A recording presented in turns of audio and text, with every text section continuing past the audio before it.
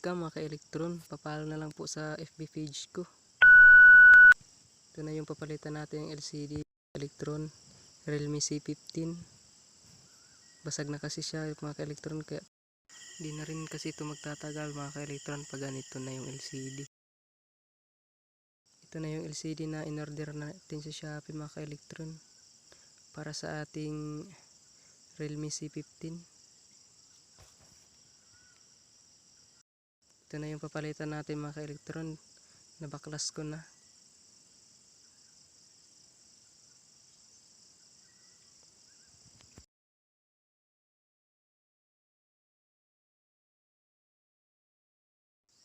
Ayan, lagyan na natin ng pandikit yung LCD nya mga ka-elektron. B700 na pandikit. Hindi ito choose glue mga ka-elektron ha.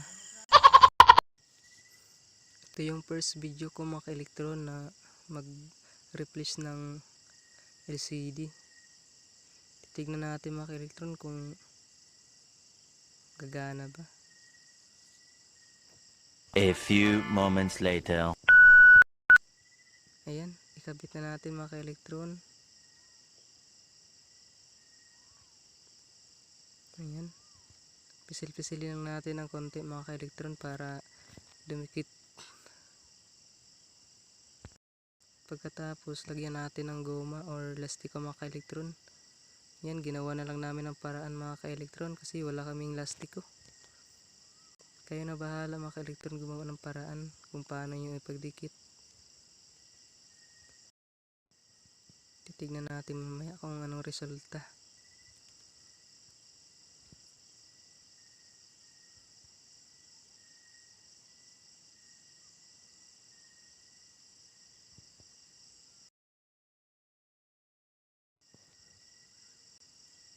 Yan, kabit na natin yung battery niya mga ka-elektron. Try natin buhayin kung okay ba yung in-order natin.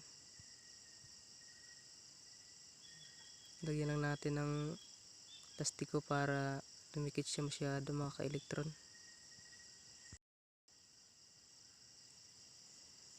Forward natin.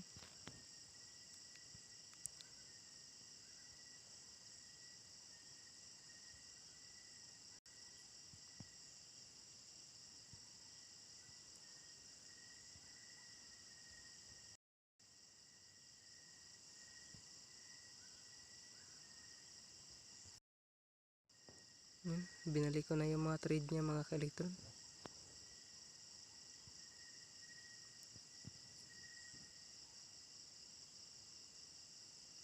At mamaya testing natin kung gagana pa. Yan na.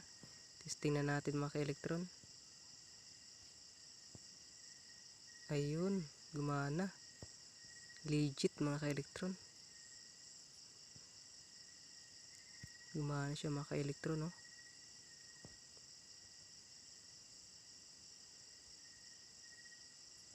Ayun.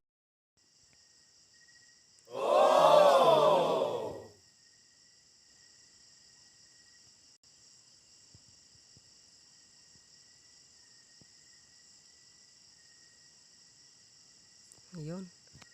Kaya kung papalit kayo ng LCD mga ka-elektron, nandito lang ako.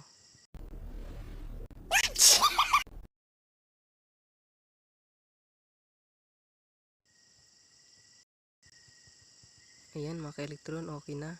Naayos na natin mga ka-elektron. Di na basag. Napalitan na natin yung basag kanina.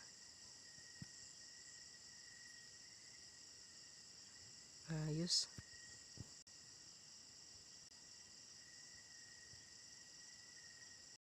Babalik ko na yung takip niya mga ka-elektron. Kasi okay na siya mga ka-elektron. 2,000 years later.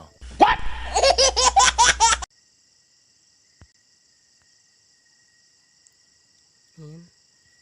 Lalagyan na rin natin siya ng tempered glass. Tempered glass naman na yung ilalagay natin. Madali lang naman to ilagay mga ka-elektron. Ayan, okay na siya. Natapos na natin ilagay. Ayan, kitang kita po mga ka-elektron. Wala na yung LCD niya, wala nang basag. Nice. Excited na yung may-ari mga ka-elektron. Kasi okay na yung cellphone niya. Tuwang-tuwa ang may-ari. Kinuha agad. Thank you for watching.